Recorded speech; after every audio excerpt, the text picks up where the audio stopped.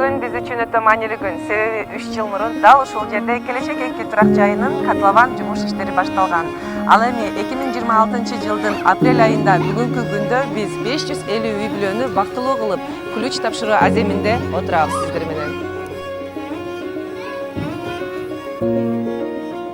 Ассаламу алейкум достор. Бүгүн 25 апрель 2026 жыл.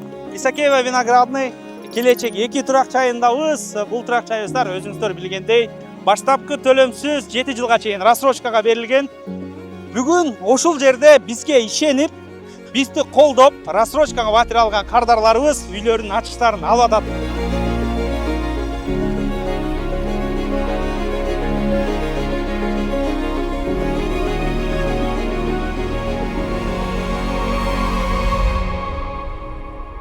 Ассаламу алейкум. Алейкум ассалам. Аты 60, жаш 70, бирок көрүнүш 40. Акем 75ке чыгып калыптыр. Алганда 70 болчу, Акем тамашалашып, атым 60, жашым 70 деп келди эле. Көрүнүш мына 40. Аке, үйүңүз кут болсун. Рахмат айтканыңыз. 60 байкенин артынан кеминде 6 киши, по-моему, 5-6 киши үйлүү болду. Өзү 4 жерден үй алды. Бул азыр 4-чү ачышыңарды алып атасыздар, Аке, бизге кантип келип калдыңыз эле? Ошол боюнча бир маалымат берип коюңуз. Күнүңүздөр менен урматтуу Кут строй компаниядан үй алып аткан биздин замандаштар. Мен мына бүгүн 2-чи үйдүн ачкычын алып атам. Жалпысы 4 үйгө мен ушул Куттан атайын бергенмин. Бирөө ушул жаңы Ош базарында курулуп атат 2 комнат. Бул алар ал жактагы курулушчуларды айтып атат, ушу күзгө чейин беребиз деп. Быйыл дагы бир үйдүн ачкычын алып келсиз. Дагы аны алабыз. Анан тиги Садыгалиева көчөсүндө дагы Урпак деген ушул компаниянын да бир курулушчулары дагы бир комнат үйдү куруп атат. Ошону менен менин балдарым 4 үйдү алганы турабыз азыр Кудай буйрса. Ушул Кут компаниясын мен чын жүрөгүмдөн абдан бир кубаттаймын. Булардын иши ийгиликтүү болсун. Ар дайым булардын иштеринде жакшылыктар көп болсун. Ушундай жаңы үйлөрдү биздин кыргыз элдин муктаждыгын жойгонго бардык аракеттерин жумшашын. Ошондой эле абдан бир чоң жоопкерчиликти ушундай немени карабай туруп, ушул Кут компаниясын уюштурган Жоомарт деген бир азамат жигитибиз бар экен. Ошол жигитке мен бир чын жүрөгүмдөн ак батамды берип, ушул Кут компаниясынын өркүнөсө берсин деген бир ойду айткым келет. Ушул жерди курган курулушчуларга чын жүрөгүмдөн ыраазычылык билдиремин. Алардын өмүрлөрү узун болсун, үй бүлөсүндө бактылуу, жакшы турмушта жашап, ушундай курулуштарды кура беришсин, өмүрлөрү узун. Силерди Кут компаниясын Кудай колдосун, өмүрүңөр узун болсун. Рахмат. Рахмат. Сиздей кардарларыбыз бар үчүн бүгүнкү күндө ушундай үйлөрдүн ачыштарын тапшырып атабыз. Негизи котловандан көп коркот экен алганычы. Мына сиз болсо 4-чү үйүңүздү котловандан алып атасыз. Котловандан алган. Муну именно эч жер, болчу түптүш жер болчу, бул үй гана курулуп аткан, ошондо жаңыдан башталып аткан, анан келип, ошо сенин баягы ишенчиликтүү бала экениңди билип туруп алганмын. Бул жерди көргөнсүз, котловандан, Котловандан келип алган, мына эми карабайсың. 3 жылдын арагында курулуп коюлду, бул жакшы болот. Эми кыргыз эли ушундай азыр барыбыз тең үйгө муктаж элдер, ушул Кут компаниясына келсе эч качан бир ора болбойт. Абдан жакшы качествен. Азыр мен көрүп чыктым, абдан бир жогорку деңгээлде ремонту менен алып атабыз дейм, абдан жакшы болду. Анан кеде видеолорду чыгарсаң бул өздөрүнүн таанышы да дегендей эмегелер чыкпа, сөздөр чыкпа. 60 байке менен эч кандай тааныштыгыбыз жок. Бул байкем клиент катары эле келип, сүйлөшүп, мына өзү көрүп, курулушто рассрочкага ушул жерди мына котловандан алган. Мен ушул курулуш жүрүп аткан учурда силердин жанагы борбордук офисиңерге барып атпадым ба? Ошол жердеги балдар, жанагы ошол жерге бизди тосуп алган кыздар, ошол кайсерде эмне бар экен. Ошолордун баарысына тең рахмат. Барсаңыз чайы даяр, кофеси даяр, абдан бир вежливый мамиле кылышат. Иша кылып силердин мамилеңер жакшы болду да, абдан эл үчүн абдан мыкты компания болду. Эми силерди Кудай колдосун. Жанагы Жоомарт балам силердин ушу президентиңер, ушу башкармаңар. Негиздөөчү компанияны. Ошол негиздөөчү аман болсун. Ошого мен жолуккум келет. Колун кысып бир жакшылык тилегимди айткым келет. Буюрса, келип Так, достор, Белек турак жайында өзүңүздөр көргөн легендардуу Роза эже бул келечек 2 турак жайынан да квартира алган. Роза эже, үйүңүз кут болсун эжеке. Сийлей берейин. Сийлей бериң. Сиз соп-сонун, суп-сулуу болуп турасыз. Роза эже мына Белек турак чайынан, Келечек 2 турак чайынан Роза эже да убагында келип, Роза эженин артынан балдары үйлүү болуп отурат мына эжеке. Бул жерден кимге алдык эле үйдү? Максатка. Балаңызга, уулуңузга. Ассалам алейкум. Максат аке, кандайсыз? Иштер жакшыбы? Ден соолукта. Байрам бармен. Жакшы рахмат. Убагында бүтөбү дедиңиз эле мына байке. Мына ушул үйүнө сөз сүйлөшүн. Келиңиз мына. Интервью берип кой. Мына. Ишим жок, сүйлөйм. Максат байке, апасы аркылуу чынында Роза эжеге рахмат. Роза эже аракет кылып отуруп, мына үйдүн ачышын алып отурат. Кубанычтабыз абдан. Ушундай болор, ушул күндү күттүк эле. Рахмат сиздерге ушу байрамыңыздар менен. Рахмат. Сиздер да үйүңүздөр кут болсун. Жакшы ушул жерде жакшы күндөрдү тосуңуздар. Рахмат. Тез эле өтөп экен байке. Рассрочка 4 жыл эмне болуп өтүп кеткенин билбей калдык. 2022-ден бери. Максат байке, сыр болбосо сиз ГОСТто иштейсиз. Ооба. Өмүр Достор, бою органда иштеп. ГОСТто иштеп деле үйлүү болсо болот. Просто үйдү, акчаны туура распределить этиш керек, туурабы байке? Туура ошого. Анан Роза эжедей апасы болсо эле болду. Рахмат сиздерге. Үйүңүз кут болсун байке. Рахмат, байрамыңыз Жакшы күндөрдү ушул жерде Рахмат. Урматтуу көрүүчүлөр, бүгүн миңдеген адамдардын кубанычына чек жок. Анткени Кут курулуш компаниясы өзүнүн Келечек 2 турак жайын тапшырып, миңдеген адамдар сүйүнүп жаткан убак. Эң мыкты сатуучулардын бири Санжар мырза менен биргеликте азыр адамдардын маанайын, настроениясын биргеликте байкайбыз. Андыктан биз менен бирге болуңуздар. Погнали! Саламатсызбы эжеке? Үй кут болсун. Ой, рахмат алтын. Мугалимсизби же медиксизби? Мен пенсионеркамын. Пенсионерсиз, өзүңүз алдыңызбы? Жок, кызым алдым. Кызым күйөө балам экөө үйлөрүнө ошо алдым. Саламатсыздарбы? Саламатсыздарбы? Ассаламу алейкум. Кандайсыз байке? Үй кут болсун. Куллук. Үй кут болсун. Куллук. Үйдү ким алды? Сиз алдыңызбы же? Балам алды. Балаңыз барбы бул жакта? Отурат тиги жерде. Бул жактан акциясына кол коюп. Болду. Сиз үйдү көрдүңүзбү? Көрүп чыктык, аябай сон.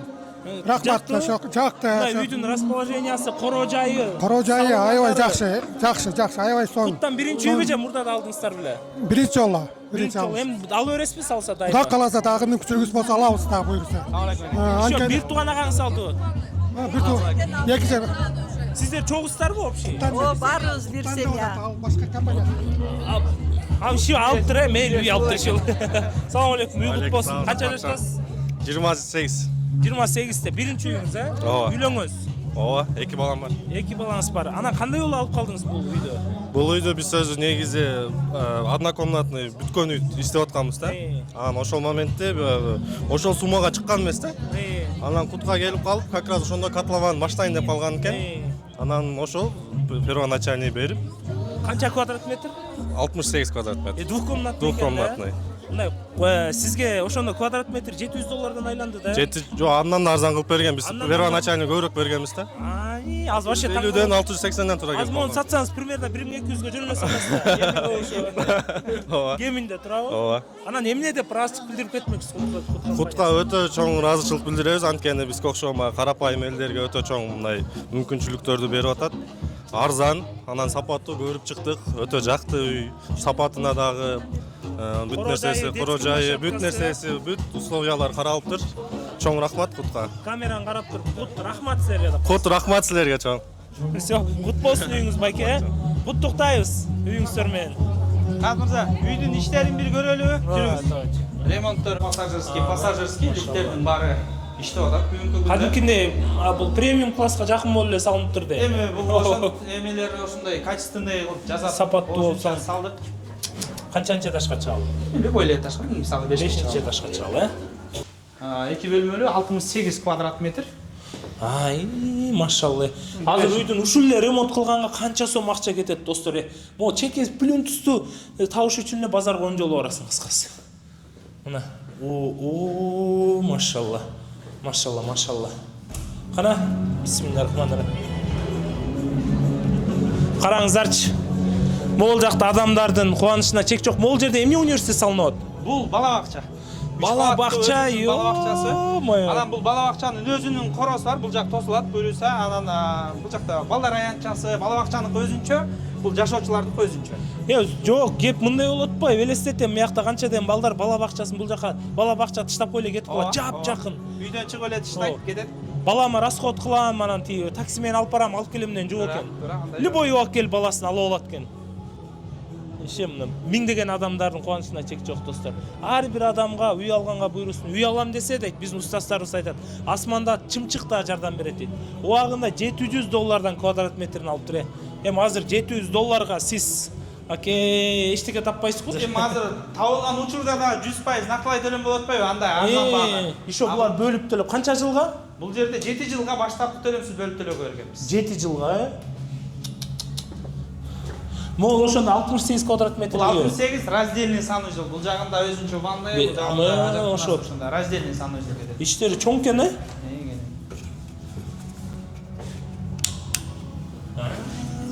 Санузел өзүнчө, туалет өзүнчө экен да. Керемет достор, куттуктайбыз. Бул жактан ошо сиз айткандай мебелди эле коюш керек, домофондору, баары даяр экен. Даяр. Эшиктери домошний экен, э? Бул жакта уже эме суунун счётчиктери, ар бир квартиранын өзүнүкү ушундай болуп суунун счётчиктери да. Саламатсызбы, үйүңүздөр кут болсун. Кандай экен үйүңүздөр? Көреликпиз азыр кирип. Аме жүрүңүздөр анда чогуу, бисмиллахиррахманиррахим. Сразу квартира экен сизге? 4-нчи квартира, э? 4-нчи квартира. 1, 2, 3, 4 нол квартира экен. Бисмиллахиррахманиррахим. Кана, ачабыз. Ой, машалла. Кол чабуулар болсун, Келиңиздер. Өзүңүздөр биринчи кириңиздерчи үйүңүздөргө. Кандай байке? Сон. Кандай экен жеге? Сон. Бир бөлмөлүү 40,76 чарчы метр. Бул кухня бөлмөсү. Кухня балкону менен. ТВ зоналардан бери уже розетка коюп койсуңар, уже интернеттерден бери кирди беле уже. Полный кирген, булар жакта кабелдердин баары кирген, электричествонун кафелер да чапталып тур да. Фартуктар кетет, ванный комнатаны да көрсөк болот, бул жакка да мына.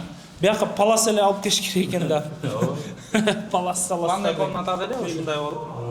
Самый бияка стиральный машинаңыз, ваннаңыз бүт эле кенен батат экен да. Бул жатакана, спальный бөлмөсү, терезеси чыгышты көздөйт. Кана бисмилlah кириңиздер. Караңыздарчы. Кандай экен я? Кээ кардарларыбыз уже журкандарын көтөрүп келатат, сразу калабыздар. Бизде аран турабыз эми. Биздики дагы буюрса Оокондо да бар.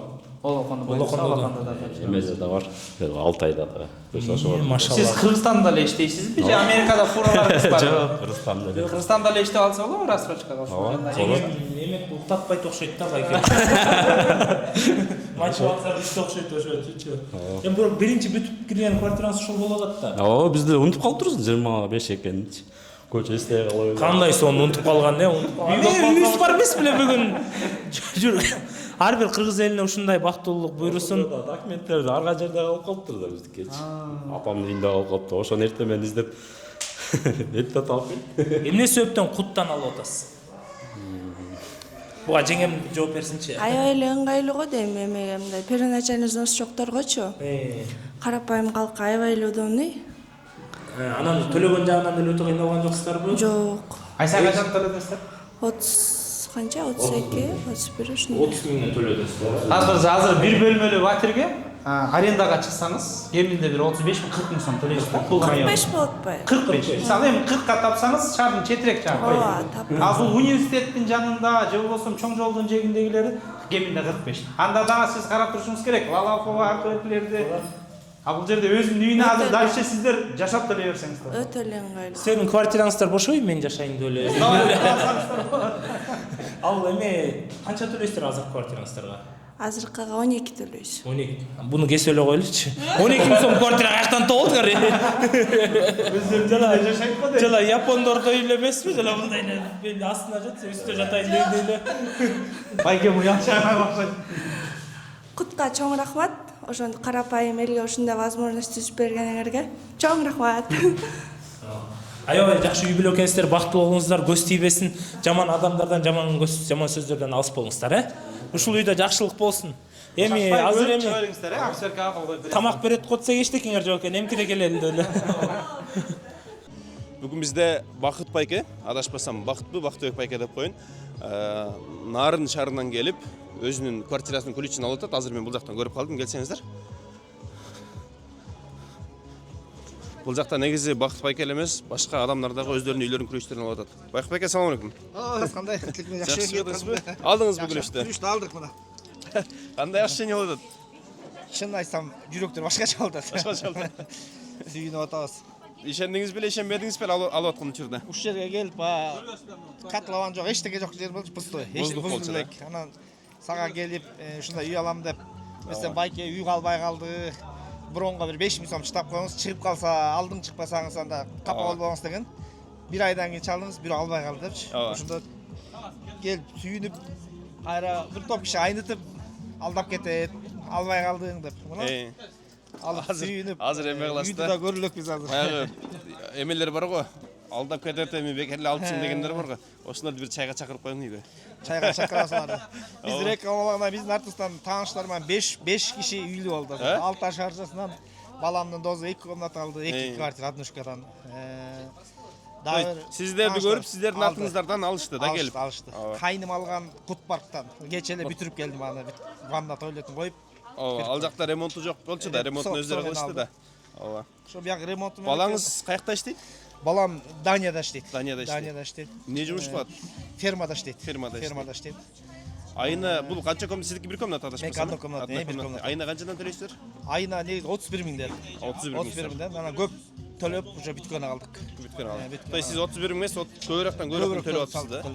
Кудай буйрса да калабыз эми. Буйрса. Канча взнос бердиңиз эле Бактыбек аке? 5 миң сом берген. 5 миң сом берген. Андан кийин келип 30 миң сом берген. Болду. Ошол менен анан ай сайын төлөп кеттиңиз. Ай сайын төлөп, бизге аябай жеңилдик болду. Негизи мындай жакшы жеңил условиялар биздин компанияда каралган да. Анан көпчүлүгүнө айтсак ишенбейт да Бактыбек аке. Мисалы, ой, ай сайын 30 миңден төлөй эле, ай сайын 50 миңден төлөй эле квартира алсаң болот десек, көпчүлүк ишенбейт. Кантип эле ошондой болсун деп. Мисалы, ошолордун бири сиз да. Ишенген эмеспиз биз. Бактыбек аке өзү нарындан болот. Анан мен эсимде нарындан келген сайын рахматын айтып, мындай 5 литрлик бакалашкаларга кымыздарын көтөрүп келчи. Рахмат Бактыбек аке. Сиздерге чоң рахмат. Эмне кылабыз, ичин келип көрөбүзбү? Кимдер менен, семьядан кимдер бар? Жүрү кыздыбай, айтайын жүрү чоң киребиз. Жүрүңүздөр эми чоң эле. Кирип көрөйлүк анда, жүрүңүздөр, бисмилла. Этаж канча эле? 2-нчи этаж. Эмне, лифт менен чыксак болот, каласак пешком чыксак болот. Анда жүрүңүз, бияк менен чыгайлы. Эми 2-нчи этаж болсо лифтти күтүп калбайлык дейм да. Жакшы, жакшы. Саламатсыздарбы? Угут болсун. Жакшысыздарбы? Кайсы жактан алдыңыздар эле? Бир комнатты. Кошуна экенсиздер да. Эми буйласа сүйлөшүп, чайлашып. Сиздики канчанчы квартира эле? 4. Так. 1, 2, 3, 4. Как раз кенде, бул сиздики, аркы сиздики, кошуналар. Мынакей, Бактыбек аке, бисмилла. Ооба. Келиңиздер, чоң эле келиңиздер. Бүгүн эмеде, майрамда, тойда бүгүн. Баягы үй салып, үй той кылгандай эле бүгүн той болду да. Бактыбек аке, мен бул жагынан тааныштырайын. Бисмилла. Киргенде бул жерде сиздики кухня. Кухняда өзүңүз көргөндөй эле, мисалы мынакей полдоруңуз ламинат болгон, потологуңуз натужный потолок, стенанын шпаклевка сыртынан краска берилген. Бул жакта газдын участкалары бүт барды коюлган. Бул жакка чыксаңыз балкон. Мынакей, бул жакка чыгасыз дагы. Могул жерге чакан стол, стульчиктерди коюп, эртең менен ак халатчан чыгып жеңем экөөңүздөр. Чай, кофеден ичип, ооба. Анан буну эме деп коет? Газовый котельный деп коет, каждый квартиранын өзүнүкү да буларчы. Бул жакшы. Өзүңүз температураны көбөйтсөңүз болот, азайтсаңыз болот, өчүрүп койсоңуз болот. Эми сиз нарындансыз да. Биякта жашоодасыз, анан нарынга иштериңиз чыгып 1 айга кетип калдыңыз, 1 жума кетип өчүрүп коюп кетесиз, ал убакта төлөбөйсүз да. Жакшы. Жакшы. Бул жакта кухонный фартуктар менен установка болгон. Астына үстүнө кухонный гарнитура коесуз, болду, все даяр сиздики. Кийинки бул жакта спальня комната, ну либо зал деп айтабызбы. Кенен, туурасы да жакшы кенен. То есть бул мындай узкий, анан узун эмес да, квадратный, чоң, жакшы кенен. Күн эртең менен тиет, обедке чейин соң күн тиет. Бул жакта туалет ваннасы Бактыбек аке. Вот. Туалет ваннанын ичи полдар кафель болгон, өзүңүз көргөндөй. Стенасы полдон потолокко чейин кафель болгон, начине потолоктор. Болду, бул жакка туалет ваннаны установка кыласыз, жаша бересиз. Болду, бүгүн эле кылабыз го. Уже кириш керек болуп калды. Кириш керек. Негизи бул квартираны кимге деп атап алдыңыз эле? Балдарга, кыздарга. Балдарга. Балама. Студенттерби? Ошо. Окушат да. Келип кетип студенттерге да дейсиз. Ооба, жакшы.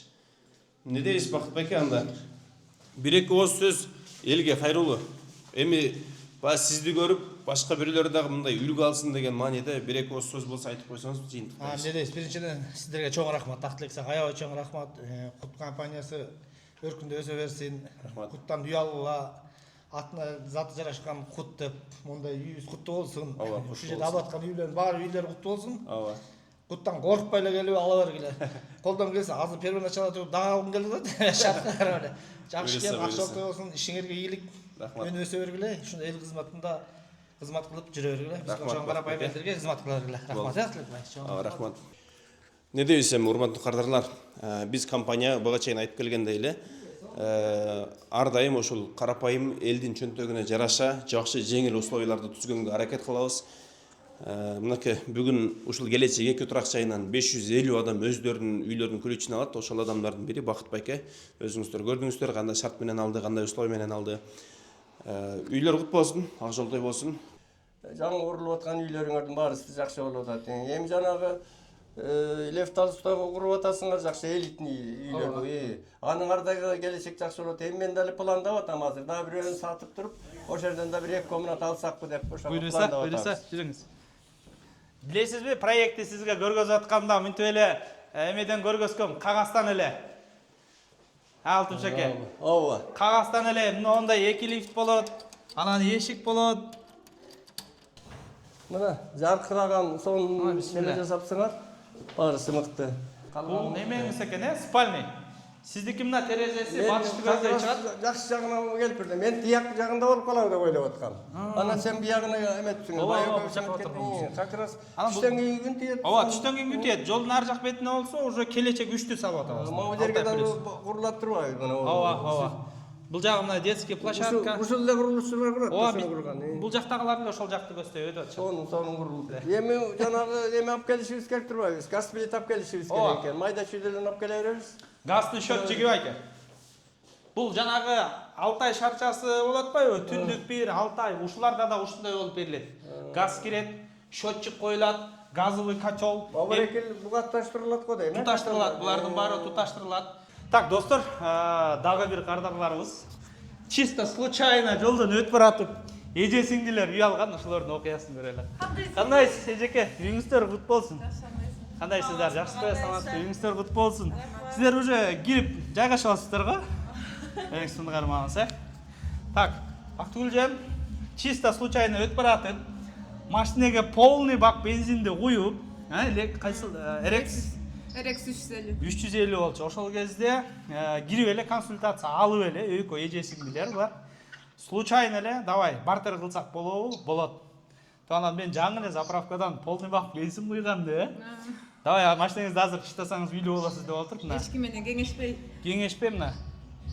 Анан эже сиздер Кыргызстанда эле иштейсиздер, Анан көпчүлүгү бизге айтат да Кыргызстанда иште үйлүү болсо болбойт депчи. Например, достор. Эмнеге болбойт? Болот. Мисалы үчүн бул келечектен кийин кайра Олокондон да үй алдык. Олокондон өзүмө кайра иним үй алдык. 4 үйдүн акчасын төлөп атабыз. Жакшы эле шүгүр. Сүйүнүп атабыз аябай. Кстати, эженин артынан сиңдиси алган. Иним да алган. Иниси даже көрбөй эле инисине да оформление кылып койгон. Давай аласың деп. Ага да алып салган мен документ кетирип. Буюрса 2 үйлүү болуп отурасыздар, келечек 2 турак жайынан. Качан бүтөт деп ушул күндө келди. Үйүңүздөр кут болсун. Кандай жагып атабы? Жакты. Билесиздерби, бул үйдү сиздерге эч кандай көргөзбөй эле кагаздан көргөзгөм, Биз дажечи эмес каталон газга элек болчу да. Ооба. Сиздер нолдон алгансыздар. Ооба, Сиздер ошол жаңы башталганда эле алгансыздар да. Анан ошондо кезде мен келгениңиздерде, мен эсимде да сиздерчи. Ошол себеби ошол полный бак бензин машинанын чыдап кеткениңер эсте калып калган. Анан үйдү силерге жанагы ноутбуктан эле көргөзүп. Эми чындыгын айтканда бул жерде эч нерсе жок эле. Күйөөм менен, балдарым менен, ата-энем менен эч ким менен кеңешпей эле кетип таштап туруп эле кагаз көтөрүп алып кетип калганбыз. Машинаны ташталып. Мына буйрса мына үйлөрдө. Зато ошол кездеги мына машинесин бартерге берди. Азыр ошол машинени айдап жүргөнүңүздө ошол баага кетпейт деле болчу биринчиден. Үйдө эле ала албайт болчуңуз, көрдүңүзбү? Сүйүнөтөбүз, өкө соседний мынакей. Мына сиңдисинин квартирасы бул жакта, эженики короп отурат. Меники бул сиңдимдики да болуп бияк. Сиздики двушка, Меники однокомнатный. Бул сиңдисине алган квартира экен, бул беле? Бул меники мынакей. Ушундай, ошол кезде бирок варианттар бар болчу, ушинтип тандап алганычы. Бактыгүл өзү 1 комната алып алган экен, мына терезеси. Күн батышты көздөй чыгат, достор, мына ушинтип. Эми бул полноценный эмес, white box сыяктуу ремонт эже. Зато бул жерде мына кафелдери бар, точка подключениялары бар. Уже кире берсеңиздер болот, буюрса. Жакында эле кичинече да турсаңыздар, Олокондо да тапшырабыз ушинтип эле. Олокондой күтүп атам берсе. Эстер эже. Үйстө Задержка алгам футбол. жокпу, акчасын. Анан ошол сиздер мына рассрочкага алгансыздар да. Көбү ишенбейт да. Кыргызстанда иштеп эле рассрочкага алат десекчи. Сиз ошол кантип төлөдүңүз эле ошол боюнча бир аз сыр болбосо маалымат берип койсоңуз. Кыргызстанда жүрүп эле иштеп алса болот үйдүчү. Бул аябай мындай башка компанияларга ишеничтүү болуп атпайбы? Мисалы үчүн көп буга чейин кыдырып, көп эмелерге барып көргөм. Кетип барат случайно эле, жөн эле кыдырып эле. Алардын комментарийлерин окуп, анан мунукун окуп эле мына нечтерге карай келип токтотуп келдим. Алса болот. Мен мисалы үчүн 2 квартира алдым. Сиңдим бирөөнү алды, иним бирөөнү, ушун 4 алдык. 4-төн акчасын өзүм төлөп турам, өзүм контролдоп турам да. Болот. Дагы алабыз дальше. Анда достор Кыргызстанда иштеп үй алыш үчүн ушундай эжеңер болуш керек да. Так что эжеңерге жиберип койгула видео. Болот. Меніңізде құт болсын. Мен аябай сүйініп тұрам. Толтыр ошол кездегі келген кардарларым мына бүгүн ашыштарын алып, мындай көпчүлүгү ошол ишенип эле, менин сөзүмө ишенип эле алганда көпчүлүгүчү. Эми даже үйдөгүлөр шок болуп калганда машинаны айдап жөн эле чыгып эле, кайра өзүм барып үй алдым десемчи, даже ишенбей кагазды өтөп барсам кандай болот депчи. Мен эч кимге кеңешпей эле алгам. Жакшы, зато сүйүнүп жатпады. Айдап атпайм, машинаңызды бүгүн айдап жүргөнүңүздө албага сата албайт болчуңуздар да. Достор, так что туура инвестиция кылганды, сиздерге дагы ошол туура инвестиция кылганга чакырып кетем. Эгер машинаңыздар болсо, сиздер да алып келип көргөзүңүздөр, бартер кылып үй алсаңыздар болот. Мына өзүм уже 4-үчү үйдү алдырдык уже. Жакшы шүгүр. Менимче жай үйүңүздөр кут болсун. Буюрса кирип жашай бериңиздер уже. Мейлиңиздер. Урматтуу клиенттер, биздин жаныбызда турган Азамат байке. Бул байке өзүнүн өзгөчө бир историясы бар, тарыхы бар мындайча айтканда. Неге десеңиздер, Кыргызстандын атынан 2022 жылы Бразилияга Олимпиада оюндарына катышып, ошол жактан 2-чи месттен алган тэквондо боюнча. Эми бул деген Сурда Олимпиада оюндары, мындайча айтканда мүмкүнчүлүгү чектелген адамдардын катарына катышып, ошол жактан 2-чи месттен алган. В общем, история мындай кыскача айтып кетейин. 5 кишиге однокомнатный квартираларды берип, анан общий сумманын жарымын эскертке кылып, жарымын төлөй турган кылып, ушундай условия кылып түзүп бергенбиз. Эми Кут компаниясы колдоо иретинде ушундай шарттарды түзүп бергенбиз. Анан жетекчисине ошол бир комнаталуу квартираны бекер бергенбиз. Аны дагы келип жана күлүштөрүн алып кетишти. Азыр Азамат байке менен чогуу барып, үйдүн күлүштөрүн алып, кирип, үйдүн ичинен кошо көрүп чыгалык. Азамат байке, вы говорили, что трехкратный чемпион да, Олимпиады, да? Да. В каком году, где участвовали? 2017 год в Турции был, бронза получил. В 2017 году в Турции, да? Медаль бронза. И 2022 год в Бразилии серебро получил. То есть, получается, в Бразилии в 2022 году это второе место, да? А в прошлом году еще в Японии, да, говорили? 2025 год Япония 3-е место взял. 3-е место, тоже бронза получается, да? Все, байка, я вас поздравляю. Давайте идем, сейчас будем ключи. Зайдем в квартиру, посмотрим, да? Идемте. Так. 3-й этаж у вас. У вас получается 3-й этаж. Квартира по счету 2-я, однокомнатная квартира. Идемте. Так, это у нас 1-я квартира, 2-комнатная. Так, идемте, Азамат. Бисмилля. В общем, получается вот ваша квартира. Общей площадью 46, грубо 47 метров квадрат. Вот, заходите, посмотрите. В общем, как вам. Вот, например, тут зал. Такой большой, яркий.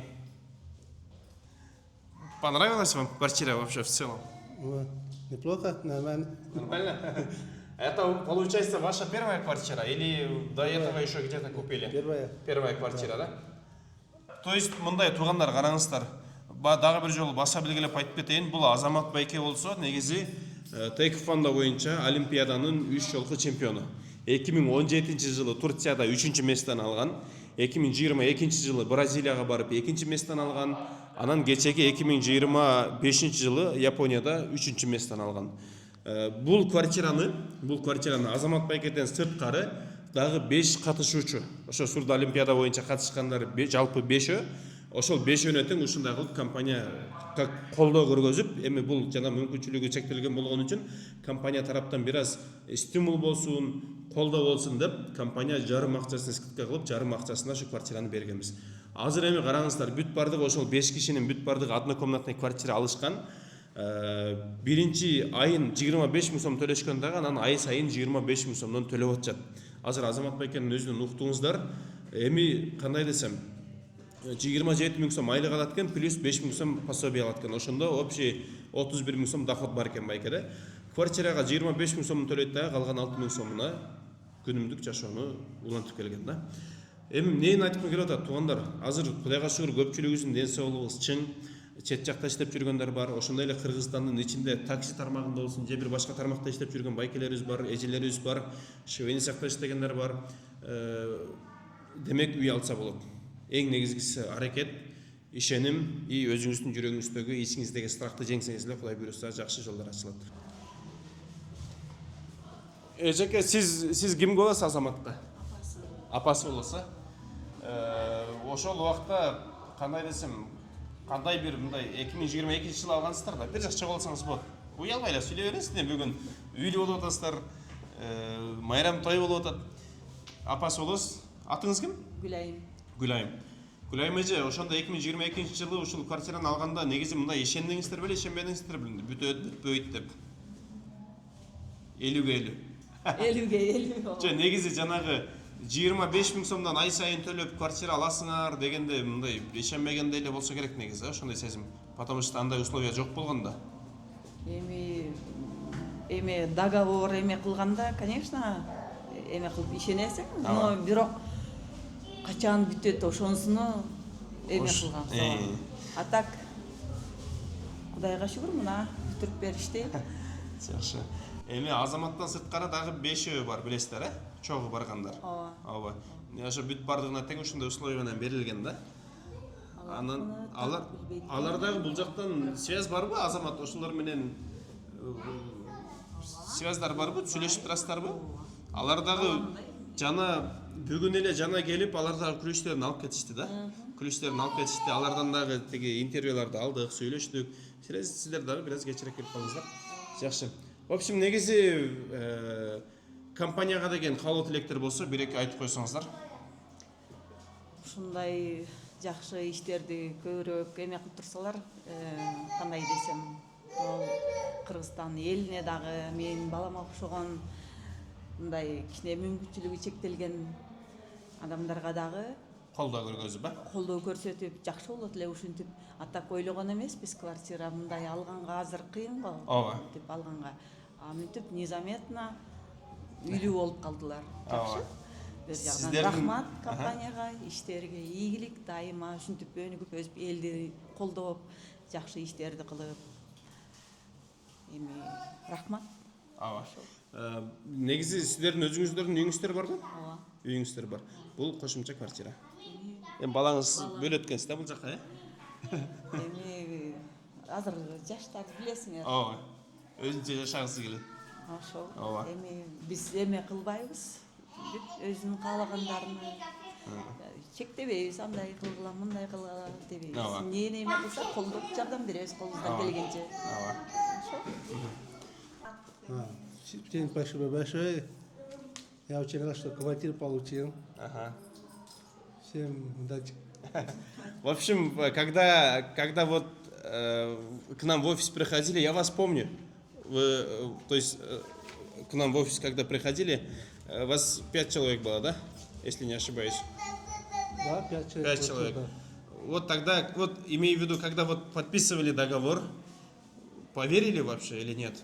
Я верю. Главное, что это купки, это 9 готовили, поэтому мы верим. Все, Рахмат Байке. Вам удачи в дальнейшем. Спасибо, что поднимаете наш флаг. Сизге дагы чоң рахмат ушундай балдарды тарбиялап өстүрүп, бул негизи бул балдарыңыздын кылып аткан жумуштары биз Кыргызстан үчүн, мекен үчүн аябай чоң нерсе да. Биздин Кыргызстандын флагын Олимпиада оюндарында желбиретип, биздин гимнди ошол жакта ырдатып дегендей ушундай балдарды тарбиялап чоңойтуп өстүргөн сиздерге дагы чоң рахмат. дагы бир жолу үйүңүздөр кут болсун, ак жолтой болсун. Ушул балаңыз ушул жактан өнүгүп өссүн, Болсун. Рахмат айтканыңар келсин. Канча комната квартира? Двухкомнатный. Ой, өзүңүз калдыңызбы? Өзүбүз калдык. Биринчи үйүңүзбү? Биринчи үйүм. Кандай сезимдер болуп атат эжеке бүгүн? Кирдиңиз, көрдүңүз? Сезим айта албайм. Биякта сезим эмес, жоопкерчилик деп койсу. Сезим айта албайм. Эме кандай сизге чындап сүйүнүчтүү, кубанычтуу болуп атат. Сизге чындап ыңгайлуу болдубу ушул кечен үй алыш? Ооба, ыңгайлуу болду. Мисалы азыр бизден миңдеген көрүүчүлөр бар да куттан үй алабыз деп. Сизден кеңеш болсунчу ошолорго мастер-класс. Биз деген бул квартирадан 5 первоначальный алдык. Башында бизге предлагать этти 52 миңден деп 5 первоначальный. 2022 жылы. Ошондон бери төлөп келип, быйыл мынакей. Ошондо квадрат метр почти бир $600, $700 $700 алдым. $700, Эми азыр муну 1200 смело сатасыз го деп буюрса. Жок, сатпайм. Негизи ошо сатпаңыз керек. Негизи ошондой болуп атат. Үйүңүз кут болсун эжеке. Рахмат. Эмкиде чай ичип. Айтканыңар келсин. Биз бүгүн Брюслин жанында турабыз. Эгерде кимдин эсинде мына 4-5 жыл мурда между гана прочим деген долбоор өткөрүп, биз ошол жактан көп адамга, 2 адамга квартира бергенбиз. Ошонун арасынан кут курулуш компаниянын жетекчиси Жомарт Сулайманов байкебиз мына кыргыздын Брюслиси желегин көтөрүп атат деп. Чынын атын ким? Нурмухаммед мырзага ушул келечек 2ден квартира тапшырып берген, Бүгүн кандай келдиңби? Квартираны кирдиңби? Ооба, кирдим. Кандай экен? Жакты аябай. Мындай Алладан келген белек кандай болот экен мындай кирген ощущение? Иштери сонун экен. Канчанчы этаж? 14 этаж. Тем более бийикте мындай чойлуганга жакшы экен да. Мынтип отуруп, крышада отурганга. Кут курулуш компаниясы жөнүндө ыраазычылык билдире кетиңиз. Келиңиз. Ошол курулуш компанияга Жомарт байкеге чоң рахмат, поддержка кылды. Ошо, Алла разы болсун Жомарт байкеге, кут курулуш компанияга чоң рахмат. Молодец. Азаматсың. Кыргыз Брюслисин куттуктайбыз дагы бир жолу үйүң менен. Так, достор, мына Кыргызстандын Брюслиси Нурмухаммедке квартирасын көргөнү келдик. Ана өзүң ачып бир көргөзчү Нурмухаммед квартираңды. Так, бул жерде сеники 40 квадрат метр экен, 40 квадрат метр.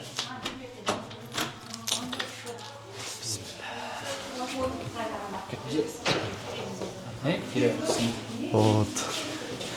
Так, бир бөлмөлүү квартира, бул светтердин баары да бар экен. Бул достор, келечек 2 турак жайы бар, ремонт менен. Бул жакта деле Нурмухаммед. Кафелдери коюлган, санузелдерге. Суу бар, газ бар. Бул жакта болсо жабырканасы, спальный бөлмө. Спальныйдан сенде еще плюс эме бар экен, балкон? Балкон. Медитацияны ушул жакта кылат экенсиң, Конечно. Шпагаттарды. Так. Келиңиз аке, Нурмухаммеддин атасы, байкемиз да уже баласы чоңоюп калган үчүн. Assalomu alaykum. Үйүңүздөр кут болсун аке. Рахмат. Разы сизге да буйрsun. Нурмухаммед кичинекей болчу. Азыр уже бою мага жетип калыптыр. Ооба. Виктор сонкем аке, бул жактарда тол жакка чыгат, үйүктү карайт, короого чыгат. 14-нчи кабатта үйдүн орду еще плюс технический этаж бар. Ана бул жакта эртең менен келип биз да өзүбүз тайым постоянно жүрө бербейбиз да. Эртең менен эрте келгенбиз. Аябай шамал, оңдой. Тегеренип жана көбүнчө айтып атышпайбы, шаарда уже бийик кабаттуу үйлөр салынып, шамал жүрбөй калган депчи. Бул жерде да жана роза ветров деп коет, шамал багып бүт баары каралган. Ол жерден бүт циркуляция озук болуптур. Бул кухня бөлмөсү, бул жагынан өзүнчө эмеси бар экен, мындай. Бул жактан кухня жазсаңыз, бул жакка кечене келен залыңыз. Газдын счётчиги, газовый котел, индивидуальный полный бул жерде эле өзүңүздүкү да, бул өзүңүз контролдоп турган турасыз. Батарейкалар коюлган. Бул достор ушул Нурмухаммедке бул кыргыздын желегин көп жерлерде, көп мамлекеттерде көтөрүп жүрөт. Ошонун себептен Сулайманов Жомарт атынан белекке берилген батир. Буюрса кичинекей болчу, азыр да жомоюп калыптыр, көрүп алып сүйүнүп атабыз. Буюрса дальше иштериңе ийгилик. Рахмат. Буюрса эми кинолордон күтөбүз сени. Мут болсун, Рахмат. Молодец. Силерге кут компаниясына Жомарт Сулаймановичке сага эми Алла субханала разы болсун. Алла ишиңерге береке берсин. Ушинтип Нурмухаммедке берген белеңерди Алла субханала силерге миллион эсе көбөйтүрүп берсин. Силерге чоң рахмат. Берген белеңерди мына бердиңер. Биз кандай десек болот? Сүйүнүп сүйүнүчсүзгө батпай турабыз. Алла разы болсун. Рахмат. Күнүңүздөр кутlu болсун. Бул жерде бала көптөгөн ийгиликтерге жетсин эми. Рахмат. Алла разы болсун. Ийгилик иштер. Рахмат байке сизге да. Сизге да чоң рахмат. Алла разы болсун. Адилат беке, бул жактан сиз канча метр квадрат алдыңыз? 47 квадрат. 46 тоғыз. Bir bölmeli. Bir bölmeli. Буюрса жакында муну сатып экөө кылат окшойсуз, эки бөлмө. Буюрса. То есть экөө дегенде квартира бөлмөсүн айттым. Биздики эми бияка бул квартира баягы өзүбүз көлдө турабыз. Анан келип кетип баягы жайында иштер менен келгенде. Иштерибиз менен келгенде эле баягы жатып турганга өзүбүздүн үй болсо деп эле ниет кылып алдык. Жакшы. Чакан, жедет. Немеси кандай болду? Шарттары кандай шарт менен алдыңыз? Эмне шарттар менен алдыңыз? Бул кут компаниясына барып, ошол 2023 жылы февраль айындагы. Ошондо ошол без первоначальный взнос деп аябай бир жакшы сунуштарды кылган. Анан ошонун негизинде эле договор, контракт түзүп, ишенич. Эң негизги ушу риск ишенич болду. Таанышып, анан ошол өзүбүздүн шартка дагы ылайыктуу болду. Аманчылык болсо, ошондо метр квадраты канчадан түштү? Метр квадраты 550 болуп калды. 500 миң болот. Азыр 1300дөн уже азыр сатып да туруп атат го. Азыр бир аздан кийин сатсаңыз 1,5 миңден жоло сатасыз. 1,5 миңден. 3 эсе уже. Ошондо канча жыл калдыңыз? Шарты 6 жыл.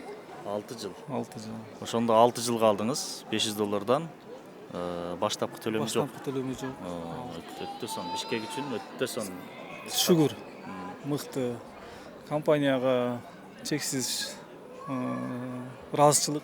Ушул кошуналардын атынан төлөп бүтүрдүңүз төлөмдөрдү? Төлөдүк, толук.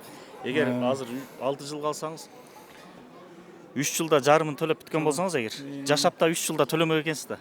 Төлөйбүз. Буйрса. Жакшы. Ошол эмне каалайбыз? Ушу кут компаниясына, ошол жетекчисине ийгилик болсун. Ушундай көп канча адамдарга ушундай жарык тартуулап атат. Эч кандай бир даяр эле үйгө мындай айтканда оокатыңды алып эле көчүп кирип келип жашап атышат. Бул өтө жакшы да. Кандай сон да. Анан Аллах таалам аларга да көп ошол тилектерин берсин, ийгилик берсин. Эми ийгилик болгон жерде кемчилик да болот, бирок анын көзгө карабаш керек. Ал кете берет, тууралана берет. Биринчисинен жаңылса, экинчисинен тууралашат. Эң негизгиси ушул үмүт, элдин үмүтүн актап атышат да. Бул өтө жакшы да, биринчи очередь. Ошондо бул үйдү төлөш үчүн биякта эле иштедиңизби же сырткы барып иштеп келдиңизби? Жок, биз Кыргызстанда эле, биякта эле иш менен эле. Эмне жумуш кыласыз өзүңүз? Өзүбүз соода тармагында. Биякта эле жүрүп, бала чакаңыз менен. Бала чака менен биякта эле туруп эле төлөйбүз. Жакшы, ийгилик каалайбыз Адилет беке. Кут болсун. Макул болду. Мындан 3 жыл мурун, 2 жыл 3 жыл мурун адашпасам, Айчүрөк деген эже биз менен байланышып, Instagram аркылуу, WhatsApp аркылуу биз менен байланышып, сүйлөшүп, анан биз үйүнө барып, ал жактан Айчүрөк эженин апасы менен таанышып, жашы бир топ өйдөлөп калган апабыз бар, Турдукан деген эже. Барып, чайлашып, олтуруп, сүйлөшүп, эми ушундай бир история болгон да. Азыр бул жактан 2 комнат квартирадан 2 алышкан, бирок ошол убакта аябай путтоосулар көп болгон. Анткени булар өздөрү жашап аткан үйүн берип, анан 2 комнат квартирадан 2 алышкан да. Аябай көп путтоосулар болгон. Силер эмнеге жашап аткан үйүңөрдү берип атасыңар? Эртең көчөдө каласыңар, даяр үйүңөрдү берип коюп деген мындай путтоосулар көп болгон. Бирок ошого карабастан эжекелер компанияга ишенип, биз менен көптөгөн сүйлөшүүлөрдү жүргүзүп, анан ушундай чечимге келип, 2 комнаталуу квартирадан 2 алышкан. Анда эмесе жүрүңүздөр, ушул болуп өткөн окуяны эжелердин өзүнүн оозунан угабыз. Жүрүңүздөр. Комплекси канча блоктон турат? Келиңиз. Айчүрөк эже, мен камера менен келдим силерге. Кандай сапа? Жакшы. Баягы эми айтмакчы, видеолордо айтмакчы күткөн күн келди, а? Ооба. Канча күттүңүз? Ой, күткөндү айтпа, күтүп жүрдүм. 3 жыл болуп калды. Күткөн күн быйылкы жыл аябай сонун жыл болду. Мына күткөнүбүз аябай бүгүнкү күн сонун жыл болду. Азыр күлүшүңүздү алдыңыз ба элексизби? Күлүштү алдыкпыз. Договорду ала келдиңиздерби? Ала келдик, баарын ала келдик. Жүрүңүздөр, анда чогуу барып үйдүн күлүчүн алайлы. Анан келип үйдүн ичине кирейли. А? Ооба. Неме? Актилек. Мен тилегим силерге ушинтип элди кубантып жүрө бергиле. Рахмат. Дайым ишиңер ийгиликтүү болсун. Рахмат, апа. Болуптурбу?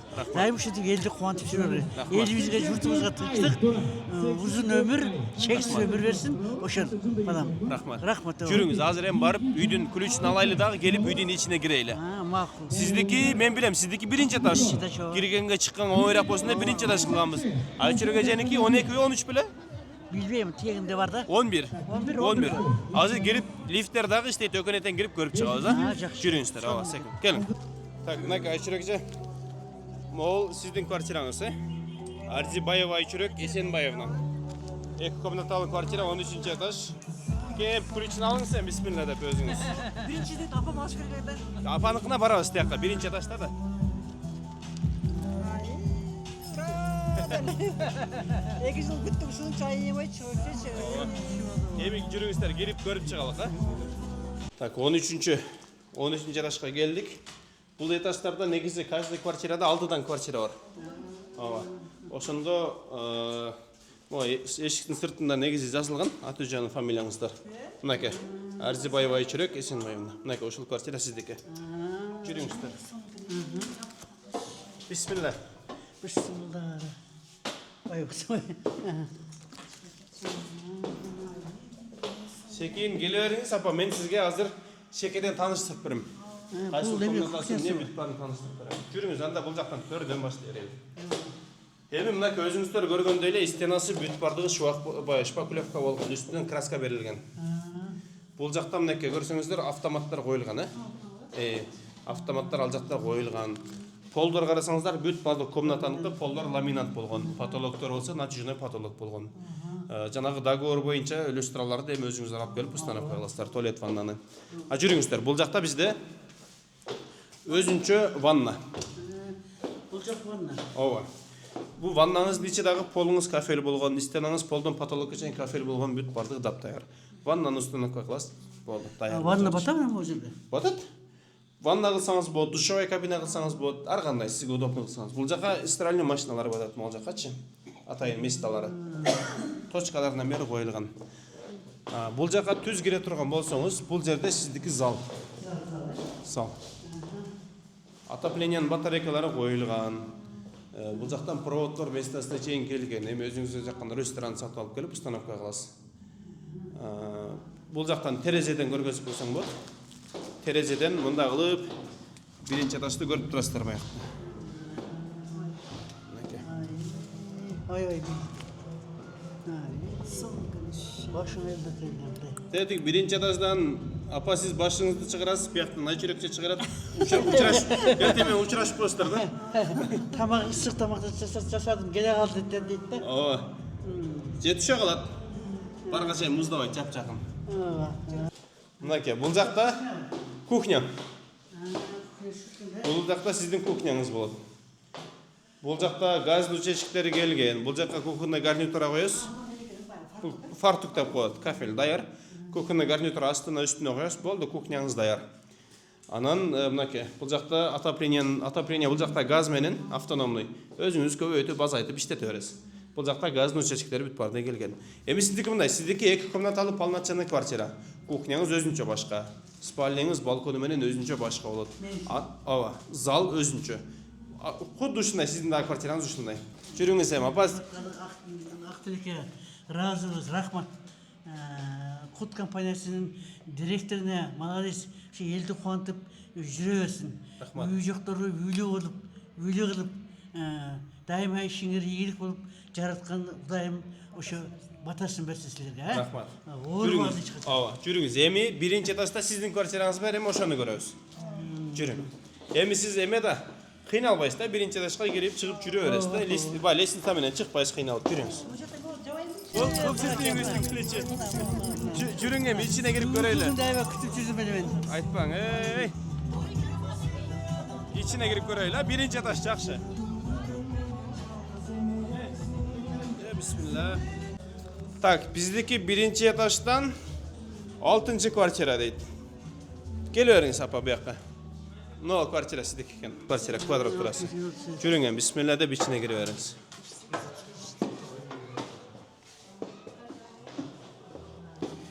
Бұл деле апа. Точно бая көрдік қой жүрекшенікін. Точно ошондай квартира. Точно ошондай. Bunысы спальня кетет. Оны шекедегі кухня кетет. Сіздікі бір жері мынандай да. Биринчи этаж болгон үчүн биринчи этажда балкон болбойт.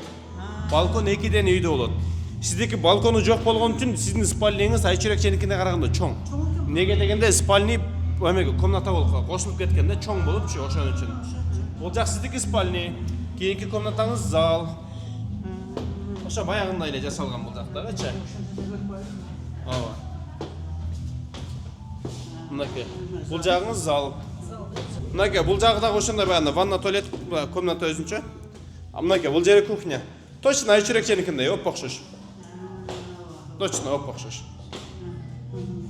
Тегиз эмесин, келиңиз, мындайраак отуруңуз. Мынакей туугандар, башында айтып кеткендей эле Турдук апабыз биринчи этаждан 2 комнаталуу квартира, Айчүрек эженики 13-чү этаждан 2 комнаталуу квартира, экөө тең окшош.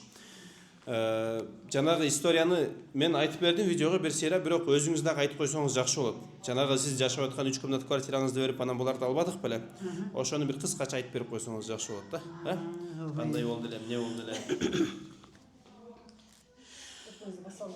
Ayşırı kızım uşul kampanyanı aybay kıdırıp жүрүп ең ақырында аяғында тапты да.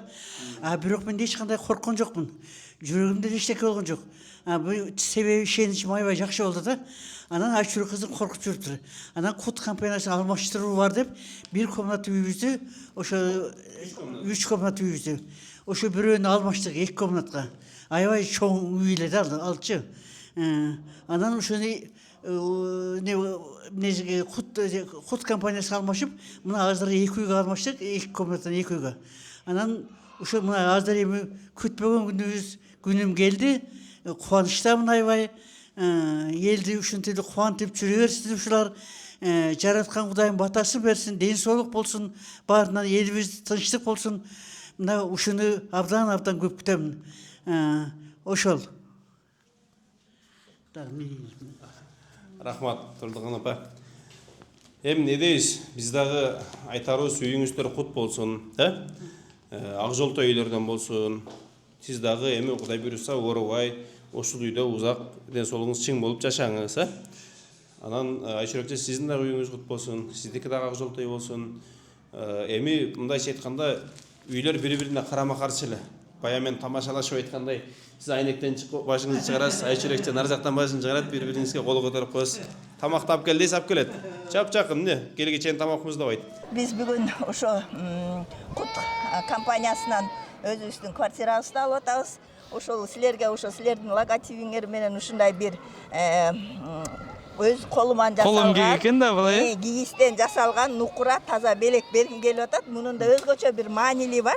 Кыргыздар нурдан бүткөн, нур тукум экен да, нурдан жаралган нур тукум. Жер шарынын үстүндө боз үй турганы бул кыргыздардын жашоо формасы да. Боз үй кыргыздардын баш мыйзамы болуп эсептелет. Керегеси, келини, угу, уштары, ал эми босогосу эне деп айтылат да. Жана угуң уштуу болсун, кереген кең болсун, түндүгүң бийик болсун деп кыргыздар бир бата берет го. Ошол анан керегеси кең жайылып, угу уштуу болуп, түндүгү бийик болсун дегени бул ар бир адамдын жашоо структурасы да кыргыздардын. Боз үй негизи ач көздүктү, напсини, анан тең салмакты кармап сактап турат экен да. Боз үйдө ар бир кишинин өз орду бар. Аял кишинин өз орду, эркек кишинин өз орду бар. Ошо тең салмак ошо сакталып турат да боз үйдө жашагандардыкы. Негизи кыргыздар ушуларды ушундай болгон каада салты эмеси менен дүйнөнү тең салмакка келтирип, анан дүйнө элине үлгү боло турган эл да. Ушу силерге каалайм, силердин эмеңерде ушундай дүйнө жүзүнө таанылып Кут компаниясы ушундай жакшылыктар боло берсин. Сиздер колдоп турсаңыздар эле мындан ары дүйнөгө таанылабыз эжеке. Рахмат чоң, рахмат келеңиз. Эмеси кийин кандай кабинетиңе илип аласыңбы? Буйруса кабинети коебуз. Аласыңарбы бул? Жана белеңиз, жана Якутиядан келген белеңиз да турат. Дагы деле мен көргөндө эстеп турам постоянно. Ошол ушул небереме алганбыз, буйрса бул Ариеттин. Канчага чыгып калды Ариет? 6да Ариет. 3 жашында алган экенсиз Ариет, эми уже 6га чыгып калды. 6га чыкты буйрса. Баса белгилеп айтып кетейин, бул жактан көпчүлүк элдер биринчи төлөмү жок үйлөрдү рассрочкага 7 жылга бөлүп төлөп алышкан. Эми арасында бар биринчи взнос катары $10,000, $5,000 берип, уштап ай сайынкы төлөмдөрүн азайтканга аракет кылгандар бар. Бирок көпчүлүк процент 60-70% биринчи төлөм бербей туруп эле ай сайынкы төлөмдөрдү төлөп квартира алгандар бар.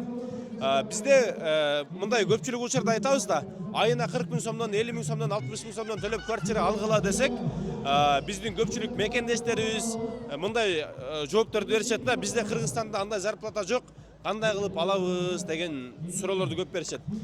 Бүгүн мисалы мага деле интересно, сиздерге деле ошол суроолорду берип аткан клиенттерге деле интересно болсо керек. Ушул 550 адам кайсыл жакта иштейт? Может Кыргызстандан сырткары чет мамлекетте иштеши мүмкүн. Может Кыргызстандын ичинде эле өзүбүздүн бир банктарда дейлик, же болбосо бир айыл чарба менен алектениши мүмкүн. Айтор эмне жумуш кылат, чтобы ушундай квартираларды алып акчасын төлөп атышат. Ушул суроолорго жооп катары азыр бир канча элдерден сурайлык. Видеону аягына чейин көрүңүздөр. Кеттик. Азыр бул жакта жүктөр менен келген атайын конокторубуз бар экен, ошол жакка келелик. Саламатсызбы? Кимдердики бул? Сиздердикиби? Бул жакта эжекебиз азыр не деп койчу эле, жана көр жайларын бүт баарын жыйнап келип тур, сразу кирип жашаганга даяр экен да. Эже атыңыз ким? Атым Акбермет. Акбермет. Канча комнат алдыңыз? Бир комнатный квартира. Бир комнаталы квартира. Канча взнос менен алдыңыз беле же взносу жокпу? Взнос менен алганбыз. Канча взнос бергенсиз? Миллион сом бергенсиз. Анан калганын айына канчадан төлөдүңүз? Айына 36дан. 36дан. Эже секрет болбосо эмне жумуш кыласыз? Мен Москвада иштейм. Москвада иштейсиз. Москвада иштейбиз. Просто көпчүлүк айтат да 36 000 сомдон төлөп квартира алсаңар болот десек, 36 000 сомду каяктан табабыз депчи.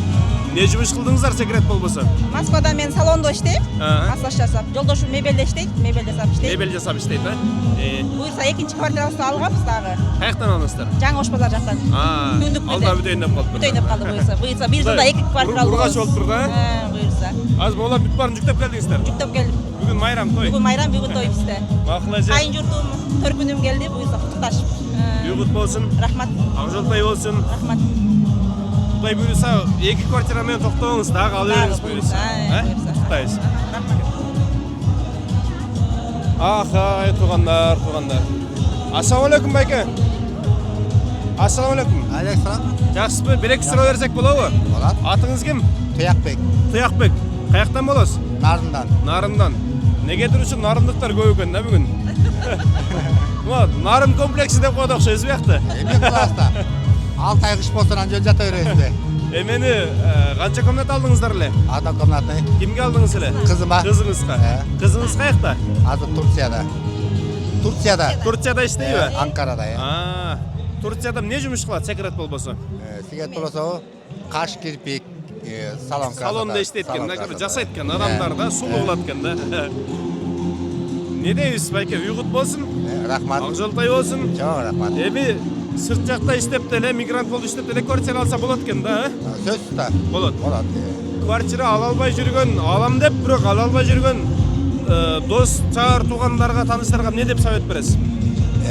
Ушо Куттан алгыла деп айтпак элем, ошо Кут компаниясынан. Себеби азыр шаарда, мына Бишкекте квартирада жөн деле 30 000ден жөн төлөп атышат айына.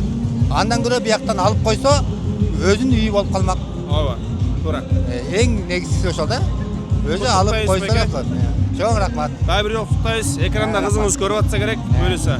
Кызыңызды да куттуктайбыз, Ак жолтой болсун. Макул, дальше.